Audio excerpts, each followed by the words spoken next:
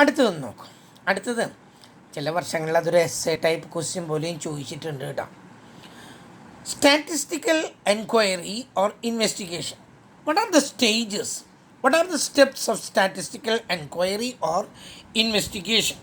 ഒരു statistical enquiry നടത്തുമ്പോൾ, ഒരു സ്റ്റാറ്റിസ്റ്റിക്കൽ ഇൻവെസ്റ്റിഗേഷൻ നടത്തുമ്പോൾ what are the stages, what all steps it has to come across? ഏതൊക്കെ സ്റ്റേജുകളിലൂടെ ഇത് കടന്നു പോകണം? അപ്പം ഇതിന് നമ്മളിത് പഠിച്ചു കഴിഞ്ഞതാണ്. വാട്ട് ഈസ് സ്റ്റാറ്റിസ്റ്റിക്സ് എന്നുള്ളതിൽ നമ്മളത് പഠിച്ചു. എന്താ സ്റ്റാറ്റിസ്റ്റിക്സ് എന്ന് പറഞ്ഞാൽ? ഇറ്റ് ഈസ് ദ കളക്ഷൻ, പിന്നെന്താ പറഞ്ഞത്, organisation, then analysis, then interpretation of data എന്ന് നമ്മൾ പറഞ്ഞതാണ് കേട്ടുള്ളൂ. 4 സ്റ്റേജാണത്. ഒന്ന് collection of the data, 2 organisation of the data, 3 analysis of the data, 4 interpretation of the data എന്ന് നമ്മൾ പറഞ്ഞു. But we have to add 2 more stage to it. 2 സ്റ്റേജും കൂടി നമ്മൾ ഇതിൻ്റെ കൂടെ ആഡ് ചെയ്താൽ actually we will be having the stages of the statistical enquiry. ഒരു സ്റ്റാറ്റിസ്റ്റിക്കൽ എൻക്വയറിയുടെ സ്റ്റെപ്പുകൾ കിട്ടണമെങ്കിൽ 2 എണ്ണം നമ്മൾ കൂട്ടിച്ചേർക്കണം.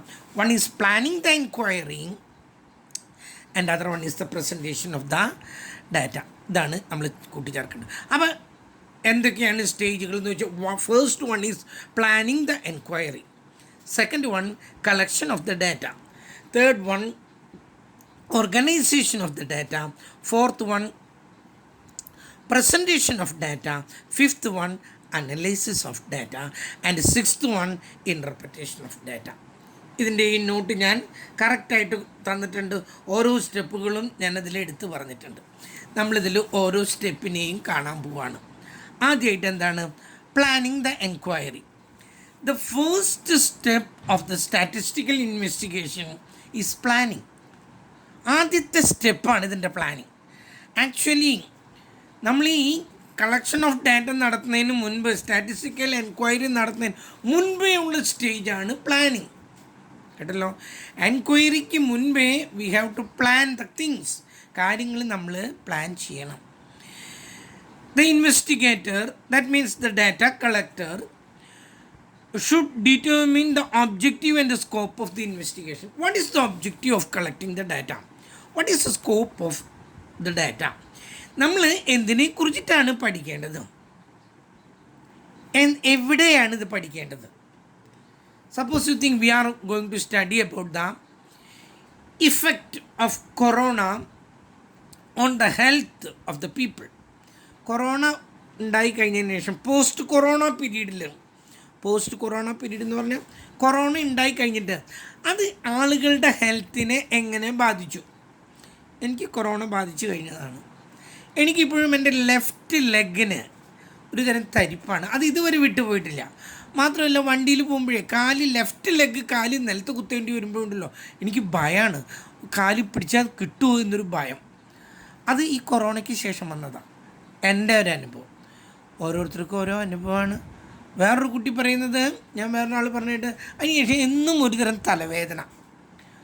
ഇനി എന്തൊക്കെ വരാൻ കിടക്കുന്നു എന്നും നമുക്കൊന്നും അറിയില്ല. ഫസ്റ്റ് ടൈമാണ് നമുക്ക് ഇങ്ങനത്തെ ഒരു അനുഭവം. അതുകൊണ്ട് കാലം തെളിയിക്കും എന്തൊക്കെ വരുന്നു എന്നുള്ളത്.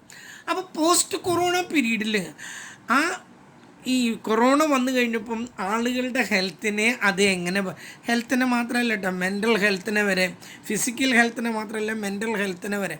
നിങ്ങൾ കണ്ടിട്ടില്ല, ചിലൊരു അസുഖം വന്നപ്പോൾ അതിൻ്റെ പേരിൽ ആത്മഹത്യ ചെയ്തവരുണ്ട്. അപ്പം മെൻ്റൽ ഹെൽത്തിനെ അത് എങ്ങനെ ബാധിച്ചു എന്നാണ്. ഇതാണ് നമ്മുടെ പർപ്പസ്. ഇതാണ് നമ്മുടെ purpose of or the object of the study. നമ്മുടെ ആവശ്യകത ഇതാണ്. കഴിഞ്ഞില്ല. We have to determine the scope of the investigation also. ഇതിൻ്റെ സ്കോപ്പിനെ കുറിച്ചിട്ടും നമുക്കറിയണം. Scope means whether we have to study these things only in Kerala or all over India. ഇന്ത്യയിൽ മുഴുവനാണോ പഠിക്കേണ്ടത്, അതോ കേരളത്തിലെയാണോ, അതോ തൃശ്ശൂർ മാത്രമാണോ പഠിക്കേണ്ടത്? സ്കോപ്പ് മനസ്സിലായല്ലോ. ജിയോഗ്രഫിക്കൽ ഏരിയ കവേർഡ്, അതാണ് ഉദ്ദേശിക്കുന്നത്. അപ്പം the first step is to decide, to determine the object. What is the objective of the collection of the data? What is the purpose of the collection of the data? You know, only on the basis of the purpose we can decide, we can determine the coming steps. ഇനി വരാൻ പോകുന്ന സ്റ്റെപ്പൊക്കെ നിശ്ചയിക്കുന്നത് പർപ്പസിൻ്റെ അടിസ്ഥാനത്തിലാണ്. Purpose നിശ്ചയിച്ച് കഴിഞ്ഞാലാണ് ബാക്കിയുള്ളതൊക്കെ വരുന്നത്. Suppose you think we are going to study the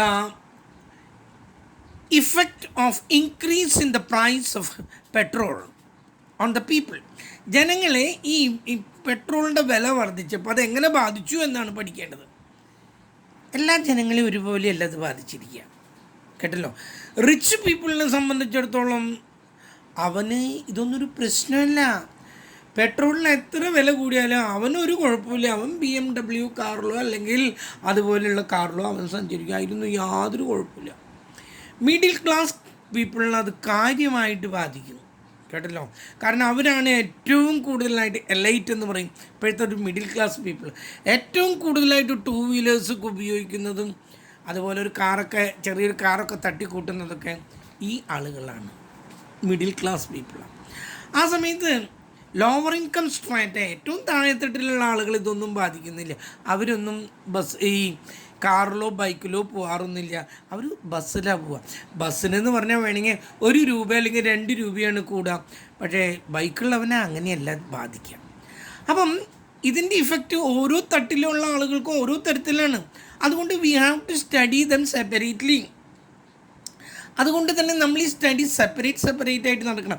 rich പീപ്പിളിനൊരു സ്റ്റഡി, മിഡിൽ ക്ലാസ് പീപ്പിളിനൊരു സ്റ്റഡി, ആൻഡ് ലോവർ ഇൻകം സ്ട്രാറ്റയ്ക്ക് വേറെ സ്റ്റഡിയാണ് നമ്മൾ നടത്തേണ്ടത്. കാരണം ഇവർക്കൊക്കെ വ്യത്യസ്ത രീതിയിലാണ് ഇത് ബാധിക്കുന്നത്. ഓക്കെ, അതുകൊണ്ടാണ് ഞാൻ പറഞ്ഞത് പർപ്പസ് വളരെ വ്യക്തമാക്കിയെങ്കിൽ മാത്രമേ നമുക്ക് ബാക്കി കാര്യങ്ങൾ നിശ്ചയിക്കാൻ പറ്റുള്ളൂ. അപ്പോൾ ഒബ്ജക്റ്റ്, സ്കോപ്പും കഴിഞ്ഞു. രണ്ടാമത് പറയുന്നത് എന്താണ്? രണ്ടാമത്തേത് ഒറിജിനൽ. നമ്മൾ പ്ലാനിങ് ദ എൻക്വയറിയിൽ തന്നെ പല സ്റ്റേജുകളാണ് കാണുന്നത് കേട്ടോ. Object of sources of information. There are different sources to collect the data and we can divide them into census or sample. The first one is primary or secondary. അതാണ് first one. We can collect the data by 2 methods. One is primary data and the other one is secondary source, secondary data. What is meant by primary data? In the case of the primary data, we are collecting a new data or an original data or a fresh data. നമ്മളൊരു പുതിയ data collect ചെയ്യാണ്. ഓരോ ആളുകളെയും സമീപിച്ചും കൊണ്ട് നമ്മൾ we are collecting a fresh data. Collecting the fresh data, it is time consuming, it is expensive, and it needs a lot of time. Not only time, energy. ധാരാളം energy ഉണ്ടാവണം. അത് time consuming ആണ്, സമയം വേണം. അത് വളരെ ചിലവ് പിടിച്ച കാര്യമാണ്, കേട്ടില്ല. പെട്ടെന്നൊന്നും കിട്ടില്ല, നല്ല ചിലവുണ്ട് അതിന്. Whereas the secondary data, what is meant by secondary data? We can have this data from other source other than this primary source, which is known as a secondary source, which had been collected by some others. മറ്റാരെങ്കിലുമൊക്കെ ഇതേ data collect ചെയ്ത് വെച്ചിട്ടുണ്ടായിരിക്കും. അവരുടെ കയ്യിൽ നിന്ന് if I use the data that had been collected by some others, മറ്റാരെങ്കിലും collect ചെയ്ത് വെച്ചിട്ടുള്ള ഡാറ്റയാണ് ഞാൻ ഉപയോഗിക്കുന്നതെങ്കിൽ that is known as a secondary data. അതിനെ പറയുന്ന പേരാണ് സെക്കൻഡറി ഡാറ്റ. ഈ പ്രൈമറി ഡാറ്റയും സെക്കൻഡറി ഡാറ്റയും നമ്മൾ പഠിക്കുന്നുണ്ട്. ഇപ്പോൾ ഇത്ര മനസ്സിലാക്കുക. Primary data means a fresh data, new data or an original data. Whereas secondary data is the data that had been collected by some others for some other purpose. മറ്റാരോ മറ്റെന്തെങ്കിലും കാര്യത്തിനോ കളക്ട് ചെയ്തിട്ടുള്ളതാണെങ്കിൽ അതിനെ സെക്കൻഡറി ഡാറ്റ. ഈ രണ്ട് സ്ഥലത്തു നിന്നും നമുക്ക് data collect ചെയ്യാനായിട്ട് പറ്റും. ഇനി നമ്മൾ ഈ ഡാറ്റ കളക്ട് ചെയ്ത് കഴിഞ്ഞു, അതിനെ നമ്മൾ ഏതൊക്കെ തരത്തിൽ അതിനെ എൻക്വയറി നടത്താം? അതിന് this selection of types of enquiry depends on a number of factors like object and scope of enquiry. ഞാൻ പറഞ്ഞിട്ടുണ്ട്, ഈ ഒബ്ജക്റ്റും സ്കോപ്പിൻ്റെ അടിസ്ഥാനത്തിലാണ് നമ്മൾ എങ്ങനെയൊക്കെയാണ് ഡാറ്റ കളക്ട് ചെയ്യേണ്ടതെന്നൊക്കെ നിശ്ചയിക്കുന്നത്. എന്തിൻ്റെ അടിസ്ഥാനത്തിൽ? ആ പർപ്പസ് നോക്കിയിട്ടാണ്. ചില കേസിൽ നമുക്ക് ഒറിജിനൽ ഡാറ്റ തന്നെ വേണം, ചില കേസിൽ ഒറിജിനൽ ഡാറ്റയൊന്നും വേണ്ട, അങ്ങനത്തെ കേസുണ്ട്. അപ്പോൾ അത് എല്ലാം ആശ്രയിച്ച് നിൽക്കുന്നത് എന്തിൻ്റെ അടിസ്ഥാനത്തിലാണ്? The object or the purpose of the data. ഇനി എന്തൊക്കെയാണ് enquiries may be conduct? One is sample or census. നമ്മൾ ഈ പറയുന്നതൊക്കെ വീണ്ടും നമ്മൾ അടുത്ത ചാപ്റ്ററിൽ ഇത് വ്യക്തമായിട്ട് കാണുന്നുണ്ട്. അതുകൊണ്ട് ഞാൻ ജസ്റ്റ് ടച്ച് ചെയ്തിട്ട് പോകുള്ളൂ. We can collect the data by two methods. One is census method and other one is sampling method. Under the census method, we collect the data from each and every members of the population. നമ്മൾ ആരെക്കുറിച്ചിട്ടാണോ പഠിക്കുന്നത് അതിലുള്ള ഓരോ കുട്ടികളുടെ ഓരോ ആളുകളുടെ കയ്യിൽ നിന്ന് data collect ചെയ്യുകയാണെങ്കിൽ അതിന് പറയുന്ന പേരാണ് എന്ത്? Census method. സെൻസസ് മെത്തേഡ് അത് എല്ലായിടത്തും ഉപയോഗിക്കാറൊന്നുമില്ല. And what is the other one? The next one is sampling. And the sampling. Under the sampling, we are not collecting the data from each and every item. Instead, നമ്മളെല്ലാവരിടത്തു നിന്നും data collect ചെയ്യാറില്ല. അതിന് പകരമായിട്ട് we collect the data only from a small portion. ഈ നമ്മൾ എന്തിനെ കുറിച്ചിട്ടാണോ പഠിക്കുന്നത് അതിനെ പറയുന്ന പേരാണ് പോപ്പുലേഷൻ എന്ന്. ആ പോപ്പുലേഷൻ്റെ ചെറിയൊരു ഭാഗം മാത്രം പഠിച്ചിട്ട് അതിൻ്റെ അടിസ്ഥാനത്തിൽ we are making conclusion for the entire data. ഈ ഡാറ്റയ്ക്ക് മുഴുവൻ നമ്മൾ നിഗമനത്തിലേക്ക് എത്താണ്. നമ്മുടെ വീട്ടിലെ അമ്മ അരി വെന്തോന്ന് നോക്കുക എങ്ങനെയാണ്? ഓരോ അരിമണിയും പിടിച്ച് നോക്കാറുണ്ടോ? ഇല്ല. കയ്യിൽ കുറച്ച് അരി എടുത്തിട്ട് അതുമെന്ന് പിടിച്ച് നോക്കി, വെന്തു, മതി, ആ പാത്രത്തിലെ മുഴുവൻ അരി വെന്തിട്ടുണ്ടെന്നുള്ളത് അമ്മയ്ക്ക് ഉറപ്പായി. ശരിയല്ലേ? അവിടെ അമ്മ സാമ്പിളിംഗ് ആണ് ഉപയോഗിച്ചത്. ഇവിടെ മാത്രമല്ല, ബ്ലഡ് ടെസ്റ്റ് ചെയ്യാൻ പോകുന്നിടത്ത് നിങ്ങളവിടെ കിടക്കുക, ഈ ബ്ലഡ് മുഴുവൻ ഞാനൊരു പാത്രത്തിലേക്ക് ഒഴിച്ചിട്ട് ഞാനിതൊന്ന് പരിശോധിച്ചിട്ട് നിങ്ങളുടെ മേലേക്ക് വീണ്ടും കയറ്റാം, അങ്ങനെ പറയാറുണ്ടോ ഡോക്ടർ? ഇല്ല. ഡോക്ടർ 2 or 3 ബ്ലഡിൻ്റെ അടിസ്ഥാനത്തിൽ ശരീരത്തിലുള്ള മുഴുവൻ ബ്ലഡിനും നിഗമനങ്ങൾ കണ്ടെത്താണ് ചെയ്യുന്നത്. കേട്ടല്ലോ? അങ്ങനെയാണെങ്കിൽ എല്ലാ കാര്യത്തിലും നിങ്ങളുടെ ക്ലാസ്സിലെ കുട്ടികളുടെ ആവറേജ് മാർക്ക് അറിയണമെങ്കിൽ ഞാൻ ഈ 65 പിള്ളേരുടെ ഒന്നും മാർക്ക് എടുക്കണ്ട. ഞാൻ വെറും ഒരു 15 കുട്ടികളുടെ മാർക്ക് എടുത്തിട്ട് ആ 15 കുട്ടികളുടെ മാർക്കും കൂടി കൂട്ടിയിട്ട് നമ്പർ കൊണ്ട് ഡിവൈഡ് ചെയ്താൽ എനിക്ക് ഈ ആവറേജ് 55 മാർക്ക് കിട്ടും. യാതൊരു സംശയവുമില്ല. കേട്ടല്ലോ? ഒരേ പാത്രത്തിലുള്ള അരി ഒരേ ചൂട് കൊണ്ട് വേവുന്നതാണ്. ഒരേ ശരീരത്തിൽ ഒരേ ഞരമ്പിലൂടെ ഒഴുകുന്ന ബ്ലഡാണ്. ഒരേ ക്ലാസ്സിൽ ഒരേ അധ്യാപകൻ എടുത്ത കുട്ടികളാണ്. ഇതൊക്കെ ശരി തന്നെയാണ്. അവിടെ ഒരു സംശയം വേണ്ട. അപ്പോൾ 2 തരത്തിൽ ഡാറ്റ കളക്ട് ചെയ്യാം. ഒന്ന് സെൻസസ്, മറ്റൊന്ന് സാമ്പിൾ.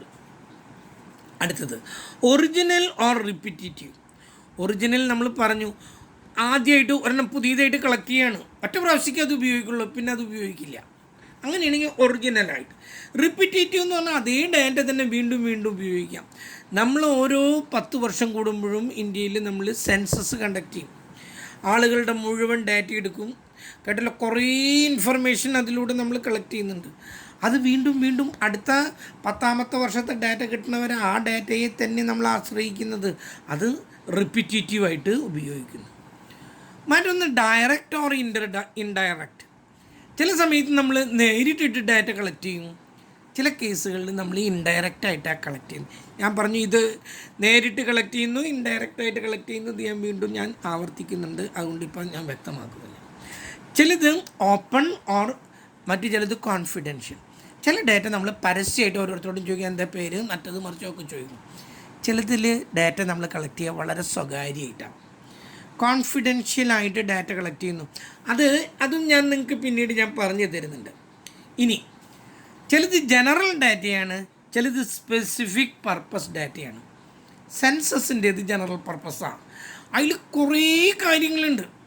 ഇവിടുത്തെ ആളുകളുടെ എണ്ണം, സ്ത്രീകളുടെ എണ്ണം, പുരുഷന്മാരുടെ എണ്ണം, സ്കൂളിൽ പഠിക്കുന്ന കുട്ടികളുടെ എണ്ണം, ആളുകളുടെ ഇൻകം, എത്രമാത്രം വയസ്സായവരുണ്ട്, എത്രമാത്രം 5 വയസ്സിന് താഴെ എത്ര കുട്ടികളുണ്ട്, മരണനിരക്ക്, പല ചോദ്യങ്ങളും. ഹിന്ദുക്കൾ എത്രയുണ്ട്, ക്രിസ്ത്യൻസ് എത്രയുണ്ട്, കേരളത്തിൽ എത്ര ആൾക്കാരുണ്ട്, മഹാരാഷ്ട്രയിൽ എത്ര ആൾക്കാരുണ്ട്. അത് നോട്ട് സ്പെഷ്യൽ പർപ്പസ്, അത് ജനറൽ പർപ്പസിനാണ്. സ്പെഷ്യൽ പർപ്പസിനാണ് എനിക്ക് നിങ്ങളുടെ മാർക്കാണ് ആവശ്യം, അതൊരു സ്പെഷ്യൽ പർപ്പസിനാണ്. അങ്ങനെ ഒറ്റയ്ക്കൊരു കാര്യത്തിന് വേണ്ടി മാത്രം ഉപയോഗിക്കുമ്പോൾ അതിനെന്ത് പറയുന്നു? സ്പെഷ്യൽ പർപ്പസ് എന്ന് പറയും. അപ്പം അതും കഴിഞ്ഞു. അടുത്തത് സ്റ്റാറ്റിസ്റ്റിക്സ്. അപ്പോൾ ടൈപ്പ് ആദ്യം ഒബ്ജക്റ്റും സ്കോപ്പും പറഞ്ഞു, രണ്ടാമത്തേത് ടൈപ്സ് ഓഫ് എൻക്വയറി പറഞ്ഞു, മൂന്നാമത്തേത് പറയുന്നത് അതിനിടയ്ക്ക് സോഴ്സ് ഓഫ് ഇൻഫർമേഷൻ പ്രൈമറിയും സെക്കൻഡറിയും പറഞ്ഞു. ഇനി സ്റ്റാറ്റിസ്റ്റിക്കൽ യൂണിറ്റാണ്. സ്റ്റാറ്റിസ്റ്റിക്കൽ യൂണിറ്റ് എന്ന് പറയുമ്പോഴേ the unit of measurement which are applied in the collection of data is called statistical unit. നമ്മൾ ഏത് അളവുകോലും ഉപയോഗിച്ചിട്ടാണ് ഇത് മെഷർ ചെയ്യുന്നത്? പലതരത്തിലുണ്ട്. ഒരു ഉദാഹരണമായിട്ട് എന്താണ്, കിലോഗ്രാം ഉണ്ട്, മീറ്റർ ഉണ്ട്, ലിറ്റർ ഉണ്ട്, അവേഴ്സ് ഉണ്ട്, പലതരത്തിലുള്ള യൂണിറ്റുകളുണ്ട്. നമ്മളിവിടെ കിലോഗ്രാമാണ് ഉപയോഗിക്കുന്നതെങ്കിൽ ബ്രിട്ടനിൽ കിലോഗ്രാം അല്ല, അവിടെ പൗണ്ടാണ് ഈ തൂക്കത്തിൻ്റെത്. ഓരോ സ്ഥലത്തും ഓരോ യൂണിറ്റുകളാണ്. നമ്മുടെ ഇവിടുത്തെ പണത്തിൻ്റെ മെഷർമെൻ്റ് എന്ന് പറയുന്നത് റുപ്പീസാണ്. പക്ഷേ അമേരിക്കയിൽ അത് ഡോളറാണ്. കേട്ടല്ലോ. ജർമ്മനിയിലത് മാർക്കാണ്, ഫ്രാൻസിലത് ഫ്രാങ്കാണ്. ഓരോ സ്ഥലത്തും ഓരോ തരത്തിലാണ്. കേട്ടല്ലോ. അപ്പം ആ ഏതാണോ സ്റ്റാറ്റിസ്റ്റിക്കൽ യൂണിറ്റ് നമ്മൾ ഉപയോഗിക്കുന്നത് അത് വ്യക്തമാക്കിയിരിക്കണം. നമ്മൾ എന്താണോ പഠിക്കുന്നത്, കേരളത്തെക്കുറിച്ചിട്ടാണെങ്കിൽ റുപ്പീസിൻ്റെ അടിസ്ഥാനത്തിലാണ്, ന്യൂയോർക്കിലാണ് പഠിക്കുന്നതെങ്കിൽ അവിടെ ഡോളറിൻ്റെ അടിസ്ഥാനത്തിലാണ്. കേട്ടല്ലോ. ഓരോ സ്ഥലത്തും ഓരോ നാണയങ്ങളാണ്. അത് കണ്ടിട്ട് വേണം നമ്മൾ യൂണിറ്റ് നിശ്ചയിക്കാനായിട്ട്. അടുത്തത് degree of accuracy. The investigator has to decide how much degree of accuracy he required. ഇത് ഞാൻ നിങ്ങളോട് ഒരിക്കൽ പറഞ്ഞതാണ്. Accuracy that depends upon the purpose. നമ്മൾ എന്തിനെ കുറിച്ചിട്ടാണോ ഇതിന് നമ്മുടെ ഉദ്ദേശം, അതിൻ്റെ അടിസ്ഥാനത്തിലാണ് ഇതിൻ്റെ ആക്യുറസി നിശ്ചയിക്കുന്നത്. ഞാൻ പറഞ്ഞതാണ്, എൻ്റെ ഹൈറ്റാണ് മെഷർ ചെയ്യുന്നതെങ്കിൽ 1/2 ഇഞ്ച് വളരെ ഇമ്പോർട്ടൻ്റ് ആണ്. 1/2 ഇഞ്ച് ഞാൻ പറയും 5 അടി 2.5 ഇഞ്ച് തന്നെ എഴുതാൻ പറയും. ആ സമയത്ത് ഇവിടെ നിന്ന് എറണാകുളത്തേക്ക് എത്ര ദൂരം എന്ന് ചോദിച്ചാൽ ഞാൻ 76 കിലോമീറ്റർ എന്ന് പറയും. അല്ലാതെ ഞാൻ 76 കിലോമീറ്ററും അവിടെ നിന്ന് 2 ഫർലോങ്ങും അതിന്ന് പിന്നെ ഒരു 12 സ്റ്റെപ്പും കൂടി വെച്ചാൽ എറണാകുളത്തേക്ക് എത്തി, അങ്ങനെയൊന്നും പറയാറില്ല. അവിടെ നമുക്ക് അത്ര ആക്യുറസി മതി. കേട്ടല്ലോ. അല്ലാതെ 100% ആക്യുറസിയുടെ ആവശ്യമില്ല. എറണാകുളത്തേക്കുള്ള ദൂരം ചോദിച്ചാൽ അങ്ങനെ മതി. എൻ്റെ ഹൈറ്റിൻ്റെ ഇത് ചോദിച്ചാൽ ഇങ്ങനെയാണ്. കേട്ടല്ലോ. തൃശ്ശൂർ പൂരത്തിന് എത്ര ആൾ വന്നു എന്ന് ചോദിച്ചാൽ ഓരോരുത്തരും ഇന്ന് എണ്ണാനൊന്നും പറ്റില്ല. ഏകദേശം ഒരു എസ്റ്റിമേഷനേ അവിടെ നടക്കുള്ളൂ. അപ്പം നമ്മൾ എന്തിനെ കുറിച്ചിട്ടാണോ പഠിക്കുന്നത് അതിൻ്റെ അടിസ്ഥാനത്തിലാണ് ഡിഗ്രി ഓഫ് ആക്യുറസി. എന്തുമാത്രം കൃത്യത ഉണ്ടായിരിക്കണം, 100% ആക്യുറസി വേണോ, എന്താ പറയുക, ഒരു സ്റ്റാൻഡേർഡ് ഓഫ് ആക്യുറസി മതിയോ, അതാണ് ഡിഗ്രി ഓഫ് ആക്യുറസി. അടുത്തത് കോസ്റ്റ് ഓഫ് ദ പ്ലാൻ. ഇത് തുടങ്ങുന്നതിന് മുമ്പ് തന്നെ എന്ത് ചിലവ് വരും, എന്ത് ചിലവ് വരും എന്നുള്ളത് നമ്മൾ ആദ്യം ഒന്ന് നിശ്ചയിക്കണം. കാരണം തോന്നിയ മറ്റെല്ലാം ഇത് ചിലവ് എന്ന് പറയുന്നത്, ഇത് കളക്ട് ചെയ്യുക എന്ന് പറഞ്ഞാൽ only 1 person cannot collect the data. He has to employ certain people. ഞാനിപ്പോൾ ഡാറ്റ കളക്ട് ചെയ്യണമെങ്കിൽ എനിക്ക് ഒറ്റയ്ക്കൊന്നും പറ്റില്ല. ഞാൻ 5 or 6 ആളെ, 6 പറ്റില്ല കേട്ടോ, അതൊന്നും പോരാ. കോളേജിനെ കുറിച്ച് പഠിക്കണമെങ്കിൽ 5-6 ആളൊന്നും പറ്റില്ല, ഒരു 10-15 ആൾക്കാരെ ഞാൻ ഉപയോഗിക്കേണ്ടതായിട്ട് വരും. I have to pay them salary. I have to pay them TA, അവർക്ക് ട്രാവലിംഗ് അലവൻസ് കൊടുക്കണം, സാലറി കൊടുക്കണം. I have to give them the papers to write. Printed forms should be provided. Print ചെയ്തിട്ടുള്ള ഫോം പ്രൊവൈഡ് ചെയ്യണം. ഇതൊക്കെ വരാമെന്ന് പറഞ്ഞാലേ കാശിൻ്റെ ചിലവ് കൂടും. അതുകൊണ്ട് എത്ര പൈസ ഇതിന് വരും അത് മുൻകൂട്ടി നിശ്ചയിക്കണം. ഈ പറഞ്ഞതെല്ലാം നമ്മൾ ഡാറ്റ കളക്ഷന് മുൻപുള്ള കാര്യങ്ങളാണ് കേട്ടോ. മുൻപേ നമ്മൾ ഇനി കാണാൻ പോകുന്നതാണ് ശരിക്കും ഡാറ്റ കളക്ഷൻ. അപ്പം ഡാറ്റ കളക്ഷന് മുമ്പ് നമ്മൾ പ്ലാൻ ചെയ്യുകയാണ്, എങ്ങനെയാണ് ഈ എൻക്വയറി നടത്തേണ്ടത്, എന്താണ് ഇതിൻ്റെ ഒബ്ജക്റ്റ്, എന്താണ് ഇതിൻ്റെ പർപ്പസ്, എന്താണ് ഇതിൻ്റെ സ്കോപ്പ്, എവിടെയാണ് നമ്മൾ ഈ ഡാറ്റ കളക്ട് ചെയ്യേണ്ടത്, എവിടെ നിന്നാണ് സോഴ്സ്, പ്രൈമറി സോഴ്സാണോ ഉപയോഗിക്കേണ്ടത്, സെക്കൻഡറി സോഴ്സാണ്, എത്തരത്തിലുള്ള എൻക്വയറിയാണ് നടത്തേണ്ടത്, എല്ലാവരുടെ കയ്യിൽ നിന്നും ഡാറ്റ കളക്ട് ചെയ്യണോ അതോ സാമ്പിളിൻ്റെ അടിസ്ഥാനത്തിൽ മതിയോ, ഒറിജിനൽ ഡാറ്റ വേണോ അതോ റിപ്പീറ്റ് ചെയ്യുന്ന ഉപയോഗിക്കുന്ന ഡാറ്റ വേണോ, ഡയറക്റ്റായിട്ട് ഡാറ്റ കളക്ട് ചെയ്യുന്നോ അതോ ഇൻഡയറക്റ്റായിട്ട് നേരിട്ടിട്ട് പോയിട്ടൊന്നുമില്ല വേറൊരാളോട് ചോദിക്കണേ, ആ ആളുടെ പേരെന്താ, അയാളെന്താ ജാതി, അയാളുടെ വയസ്സ് എത്ര, അയാളുടെ അയൽവക്കക്കാരനോട് ചോദിക്കുകയാണ്. ഞാനൊരിക്കൽ വില്ലേജ് ഓഫീസിൽ പോയപ്പോൾ വില്ലേജ് ഓഫീസർ എന്നോട് ചോദിച്ചു, നിങ്ങളുടെ അപ്പുറത്തുള്ള ആളാരാ? അപ്പോൾ ഞാൻ പറഞ്ഞു ഇന്ന ആളാണെന്ന് പറഞ്ഞു. അത് 1 മിനിറ്റ് കേട്ടോ സാറേ, ഞാനൊരു ക്ലാസ് എടുത്തുകൊണ്ട് നിൽക്കാം, ഞാനൊരു 2 മിനിറ്റ് കഴിഞ്ഞിട്ട് വിളിക്കാം. Okay sir. അപ്പം പിന്നീട് അയാൾ ചോദിച്ചു എന്നോട് അയാളുടെ കാസ്റ്റ് എന്താ, അയാളുടെ റിലീജിയൻ എന്താ, അയാളുടെ മക്കളുണ്ട്, അയാൾക്ക് എത്ര പ്രായമുണ്ട്, അയാളുടെ ഭാര്യ എന്ത് ചെയ്യുന്നു, അയാൾക്ക് എന്ത് ഇൻകം കാണും, അയാളുടെ വിവരങ്ങൾ മുഴുവൻ ചോദിച്ചു. നോക്കിയപ്പോൾ അവരവിടെ ഇരുന്നിട്ട് എഴുതാണ്. ഇവിടെ വരാനുള്ളത് ഒഴിവാക്കിക്കൊണ്ട് അവിടെ ഇരുന്നിട്ട് ഡാറ്റ കളക്ട് ചെയ്തതാണ് അവർ. കേട്ടല്ലോ. അത് കഴിഞ്ഞപ്പോൾ അതിനോട് ചോദിച്ചു അതിൻ്റെ ഇപ്പുറത്ത് ആരാണ്, മുമ്പിലാരാണ്. അപ്പോൾ എനിക്ക് മനസ്സിലായി ഇൻഡയറക്റ്റ് ഡാറ്റയാണ്. അത്ര മതി അവർക്ക്. ഒരു ചെറിയൊരു അറിവുണ്ടായാൽ മതി, അല്ലാതെ 100% ആക്യുറസി ഒന്നും അവിടെ ആവശ്യമില്ല. അതുകൊണ്ടാണ് അവരത് ഇൻഡയറക്റ്റ് ആക്കിയത്. ഇനി ഓപ്പൺ ഉണ്ട്, കോൺഫിഡൻഷ്യൽ. അത് ഞാൻ പറഞ്ഞാണ്. ചില കേസുകളിൽ നമുക്ക് ഓപ്പണായിട്ട് ഡാറ്റ ചോദിക്കും, ചില കേസുകളിൽ കോൺഫിഡൻഷ്യലായിട്ട് ഡാറ്റ ചോദിക്കാൻ പറ്റുള്ളൂ.